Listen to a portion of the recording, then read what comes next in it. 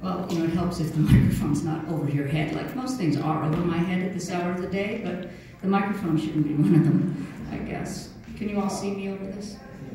Do I need to stand on a chair? So sweet.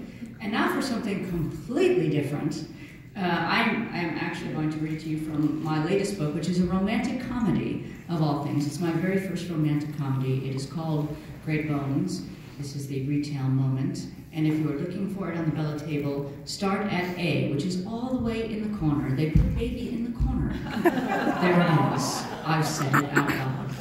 In any event, this is Great Bones. Great Bones is the story of Rachel, who is a romantic greeting card writer who cannot get a date to go right in a Subaru full of lesbians. This girl, everything that can go wrong, goes wrong for this woman.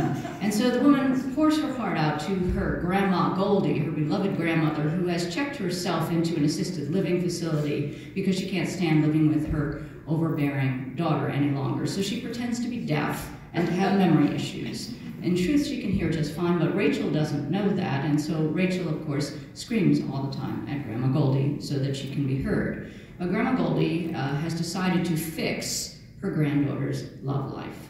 So in cahoots with her childhood friend, Goldie's childhood friend, Ida, they set out to fix Rachel's love life, and they call upon Ida's granddaughter, who runs an online dating service, to surreptitiously help Rachel with dates. But as you might imagine, sooner or later, it all becomes about, well, maybe Rachel and Julia. Anyway, so in this scene, which is fairly far along into the book, there won't be any real spoilers here because this is a funny scene, mostly about Goldie and Ida, who steal the show anyway. These are Jewish grandmothers, so I'm going to do my best New York Jewish grandmother imitation, which is not very hard for me, ironically enough. You're old enough. Oh! Thumper, you can go back to bed right now. Oh my God. She slides in at the last second, and then she's going to be, all right, your turn will come. I stayed awake. Do not take this off her time. I stayed awake all night. I often have sleepless nights over you too, dear. Chapter 15.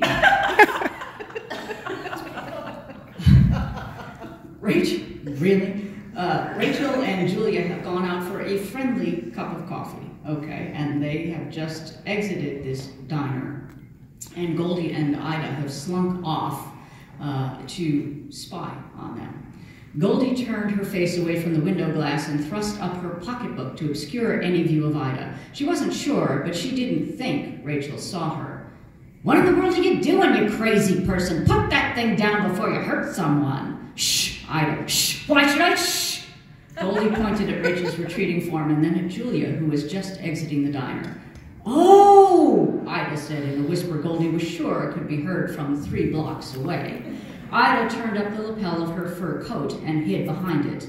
Several moments later she asked, "Are they gone yet?" "I think so," Goldie answered. She peeked out from around Ida. "The coast is clear." "Whew, that was a close one. Tell me about it." "Almost gave me another heart attack."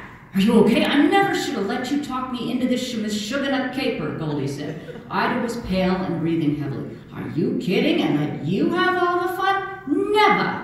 "We should go." "Not so fast," Ida said. She put a restraining hand on Goldie's arm. "What did they say?" Who? "The girls, our granddaughters. What are they talking about?" "How should I know? I was out here with you, or didn't you notice?" "Very funny, Goldola. You were the one with your nose to the window. As bad as your hearing is, you don't read lips." "No, I don't read lips. Whatever gave you that idea?" "Excuse me," woman pushing a stroller pointed to Ida's walker, which took up the majority of the sidewalk. "Can we get by?" "What? Oh, sure. Ida wheeled the walker closer to the building. When the woman and baby had passed, Ida said to Goldie, "We need to know what they said to each other." "Well, it's too late for that now." "Nonsense," Ida pointed to the server who had waited on Rachel and Julia. "What about her?" "Grease her palm." "What?" Goldie asked. Ida rubbed her thumb and 4 fingers together. "Pay her off, grease her palm, find out what she knows." "You've lost what's left of your mind." "Have I? You want to know what the girls talked about and who your Rachel ran off with in such a hurry and why? She's the only one who can tell us." Goldie bit her lip. Should she do it? It seemed so Humphrey Bogart in The Maltese Falcon. Hello, Goldola, it's cold out here. Go in there, give the girl $5. She'll spill the beans for sure. Goldie wasn't so sure $5 would do the trick. I got a better idea, come on. She led Ida to the front door. What are we doing? If we both go in there, she might get suspicious. Yes, because an old lady walking up handing her $5 and asking a bunch of questions wouldn't be the least bit suspicious, Goldie said. I'm afraid that blockage you had has gone to your brain. You're not thinking clearly. Ida bristled. And I suppose you are? Watch and see. Goldie opened the door to the diner and motioned Ida to precede her inside. She stepped up to the hostess stand. Table for two, please. She saw that Rachel and Julia's table was still open. Can we have that one over there by the window? Certainly.